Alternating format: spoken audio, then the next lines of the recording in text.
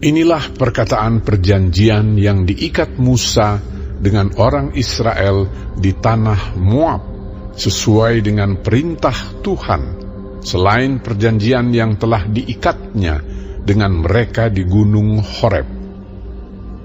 Musa memanggil seluruh orang Israel berkumpul, lalu berkata kepada mereka, "Sudah kamu lihat segala yang dilakukan Tuhan di tanah Mesir, di depan matamu terhadap Firaun dan terhadap semua pegawainya dan terhadap seluruh negerinya.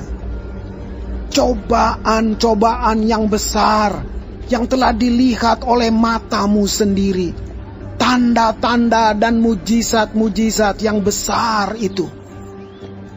Tetapi sampai sekarang ini, Tuhan tidak memberi kamu akal budi untuk mengerti, atau mata untuk melihat, atau telinga untuk mendengar. 40 tahun lamanya aku memimpin kamu berjalan melalui padang gurun. Pakaianmu tidak menjadi rusak di tubuhmu, dan kasutmu tidak menjadi rusak di kakimu. Roti tidak kamu makan, anggur atau minuman yang memabukkan tidak kamu minum, supaya kamu tahu bahwa akulah Tuhan Allahmu. Ketika kamu sudah sampai ke tempat ini, maka keluarlah Sihon, Raja Hesibon, dan Og, Raja Basan, mendatangi kita untuk berperang, dan kita memukul mereka kalah, merebut negeri mereka, dan memberikannya kepada orang Ruben, kepada orang Gad, dan kepada suku Manasye, yang setengah itu menjadi milik pusaka mereka. Sebab itu lakukanlah perkataan perjanjian ini dengan setia, supaya kamu beruntung dalam segala yang kamu lakukan. Kamu sekalian pada hari ini berdiri di hadapan Tuhan Allahmu, para kepala sukumu, para tua-tuamu, dan para pengatur pasukanmu, semua laki-laki Israel, anak-anakmu, perempuan-perempuanmu, dan orang-orang asing dalam perkemahanmu, bahkan tukang-tukang belah kayu dan tukang-tukang timba air di antaramu, untuk masuk ke dalam perjanjian Tuhan Allahmu, yakni sumpah janjinya yang diikat Tuhan Allahmu dengan engkau pada hari ini, supaya ia mengangkat engkau sebagai umatnya pada hari ini, dan supaya ia menjadi Allahmu, seperti yang difirmankannya kepadamu, dan seperti yang dijanjikannya dengan sumpah kepada nenek moyangmu, yakni kepada Abraham, Ishak, dan Yakub. Bukan hanya dengan kamu saja aku mengikat perjanjian dan sumpah janji ini, tetapi dengan setiap orang yang ada di sini pada hari ini bersama-sama dengan kita, yang berdiri di hadapan Tuhan Allah kita, dan juga dengan setiap orang yang tidak ada di sini pada hari ini bersama-sama dengan kita.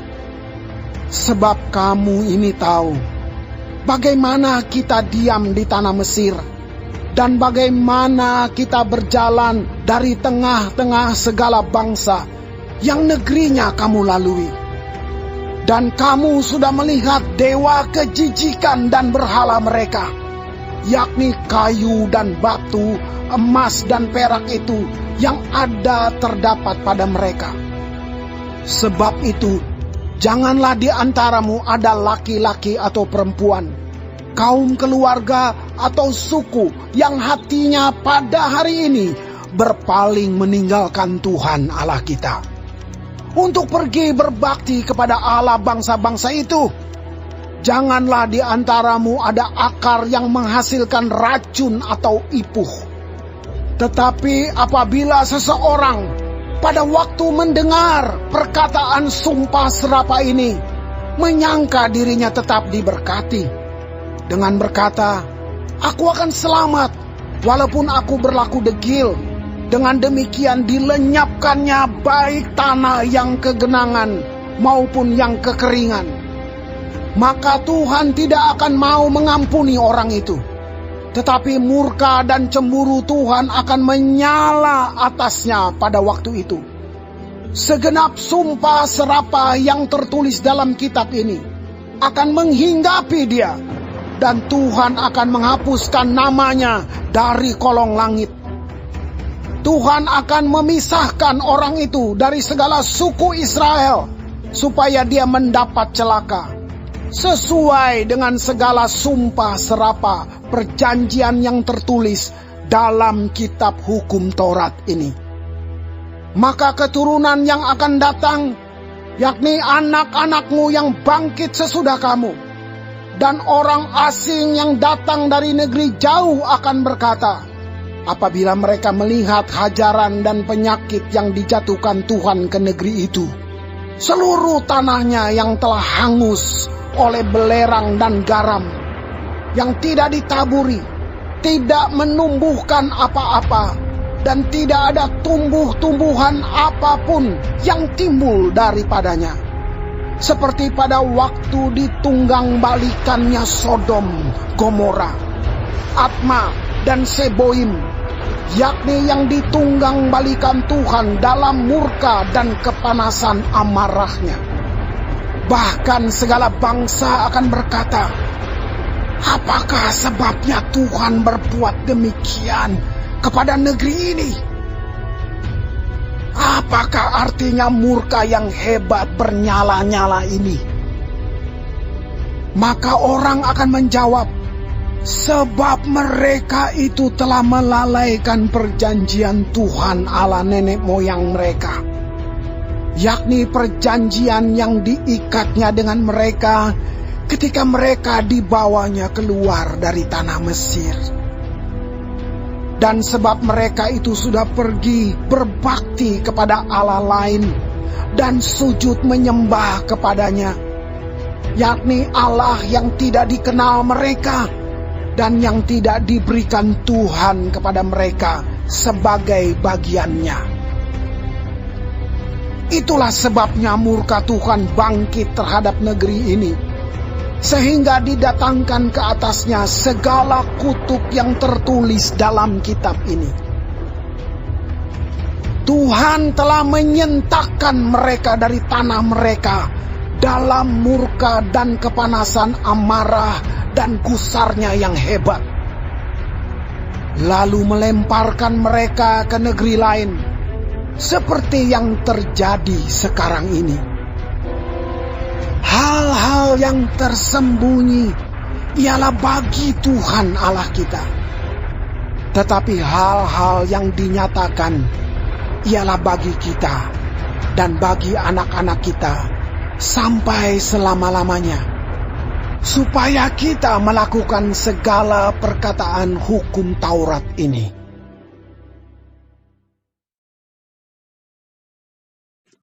Shalom semua jemaat Tuhan. Kembali kita di dalam pendalaman Alkitab Clearsight. Sekarang kita sudah memasuki kitab Ulangan 29. Tuhan Yesus memberkati. Di dalam ayat 1 dikatakan firman Tuhan, inilah perkataan perjanjian yang diikat Musa dengan orang Israel di tanah Moab, sesuai dengan perintah Tuhan, selain perjanjian yang telah diikatnya dengan mereka di Gunung Horeb. Ikatan perjanjian Allah dengan orang-orang Israel di Gunung Horeb tidak dibatalkan oleh Tuhan. Walaupun banyak yang meninggal selama perjalanan 40 tahun di padang gurun. Satu keturunan habis, tidak sampai ke tanah perjanjian itu. Ini diakibatkan oleh ketidakpercayaan dan ketidaktaatan mereka kepada Tuhan. Tuhan memperbaharui perjanjian itu dengan generasi baru yang lahir semasa di padang gurun. Meskipun generasi baru ini tidak melihat berbagai tanda dan mujizat yang spektakuler seperti laut Teberau yang terbelah dua, tiang awan dan tiang api, mana atau roti yang dari surga, dan banyak lagi, bukan berarti penyertaan Tuhan atas mereka tidak ada. Tuhan tetap menyertai. Tuhan tetap hadir di tengah-tengah mereka dengan dibuktikan bahwa mereka bisa mengalahkan Raja Hesibon dan Basan dan merebut kota itu. Di dalam ayat 6-8 dikatakan firman Tuhan, roti tidak kamu makan, anggur atau minuman yang memabukkan tidak kamu minum, supaya kamu tahu bahwa akulah Tuhan Allahmu. Ketika kamu sudah sampai ke tempat ini, maka keluarlah Sihon, Raja Hesibon, dan Og, Raja Basan, mendatangi kita untuk berperang, dan kita memukul mereka kalah, merebut negeri mereka dan memberikannya kepada orang Ruben, kepada orang Gad, dan kepada suku Manasye yang setengah itu menjadi milik pusaka mereka. Jikalau bukan Tuhan yang menyertai, mustahil mereka bisa melakukannya itu. Oleh karena itu, Musa mengingatkan mereka untuk berlaku setia terhadap ikatan perjanjiannya agar masa depan mereka terjamin. Di dalam ayat 9 dikatakan, sebab itu lakukanlah perkataan perjanjian ini dengan setia, supaya kamu beruntung dalam segala yang kamu lakukan. Musa menyuruh bangsa itu berdiri di hadapan Tuhan untuk mengadakan pembaharuan perjanjian bersifat mengikat mereka, sebab Tuhan menjadi Tuhan Israel dan umatnya, untuk mencegah terulangnya sejarah pemberontakan kepada Tuhan dan bangsa Israel, supaya mereka tetap setia. Jikalau mereka tidak setia, maka akan ada konsekuensinya, yaitu Tuhan akan menghancurkan, meremukkan, dan melenyapkan mereka. Oleh karena itu, umat Israel harus menjaga kesetiaan mereka kepada Tuhan. Jangan anggap enteng akan anugerah Tuhan di dalam hidup kita. Jangan anggap remeh dengan segala anugerah itu dengan cara hidup di dalam kubangan dosa. Mari kita setia kepada Tuhan, membangun kehidupan yang semakin berkenan kepada Tuhan. Amin. Tuhan Yesus memberkati.